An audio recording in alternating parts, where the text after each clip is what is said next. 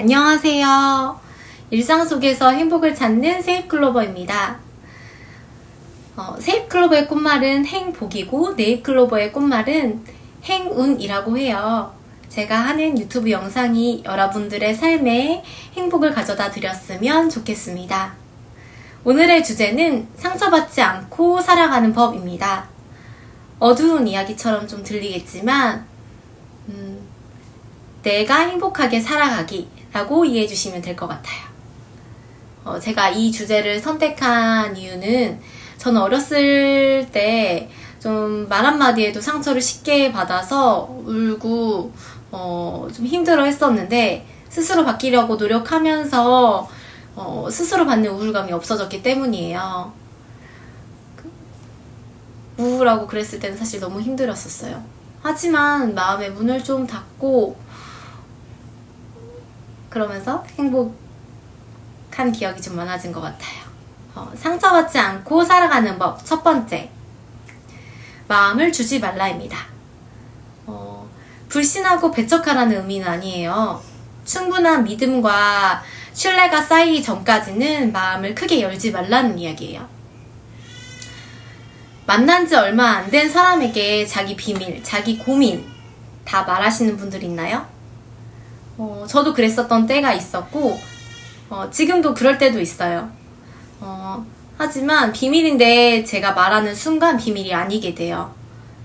나를 밀어내는 수단이 될 수도 있고요. 자기는 상대를 믿고 말했는데 그 사람이 비밀을 얘기한다면 그 사람이 잘못된 게 아니에요.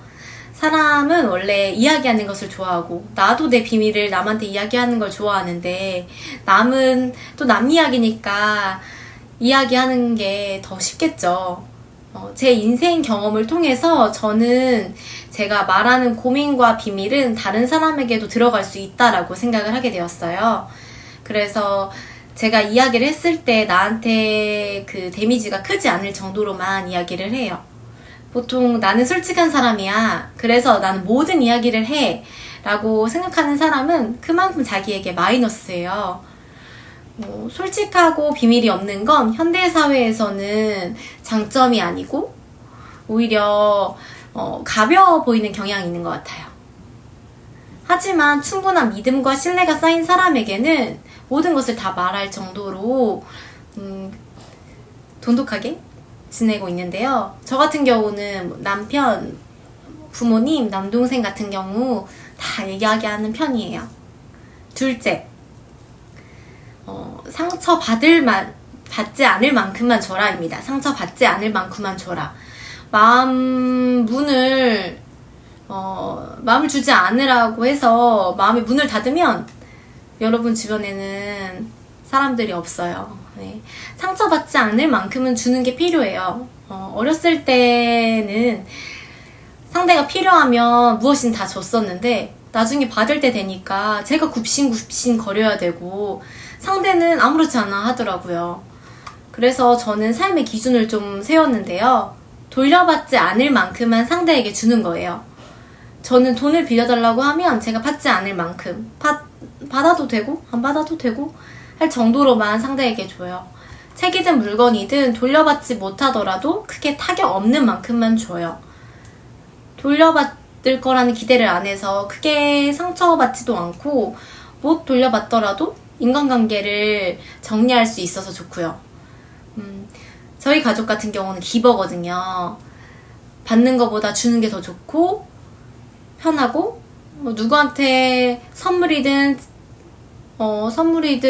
친절이든 주면서 기쁜 사람들인데요. 인생 경험을 통해서 저는 제가 베푼 만큼 그 사람은 아니더라도 다른 사람을 통해 돌아온다라는 것을 배웠어요.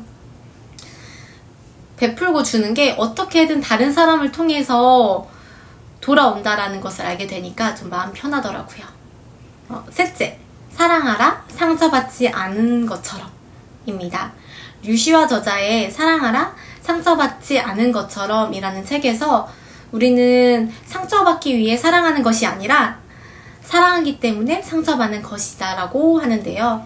상처로 마음의 문을 닫으면 그 상처를 준 이와의 절교뿐만이 아니라 세상 전체와의 단절을 초래한다고 해요. 삶과 단절, 고립, 자신의 영혼을 시들게 한다고 해요. 저는 어렸을 때부터 좀 마음이 어려가지고 상처도 잘 받고 인간관계에서 힘들어서 위에 2가지 원칙을 세웠는데요. 하지만 마음의 문을 좀 닫으니까 행복한 느낌이 없더라고요. 그래서 다시 마음의 문을 열고 사람을 좋아하고 사랑하되 나를 버리거나 나에게 나쁜 영향을 끼치는 사람, 그런 관계는 유지하지 말아야겠다, 이런 생각을 했어요. 여러분도 책처럼 상처받는다고 두려워하지 않고 상처를 통해 성장하고 있다는 것을 믿고 나아가셨으면 좋겠습니다. 제 이야기가 조금이라도 도움이 되셨다면 구독과 좋아요 부탁드립니다. 지금까지 행운만을 바라지 않고 매일의 행복을 찾는 세이프클로버였습니다. 감사합니다.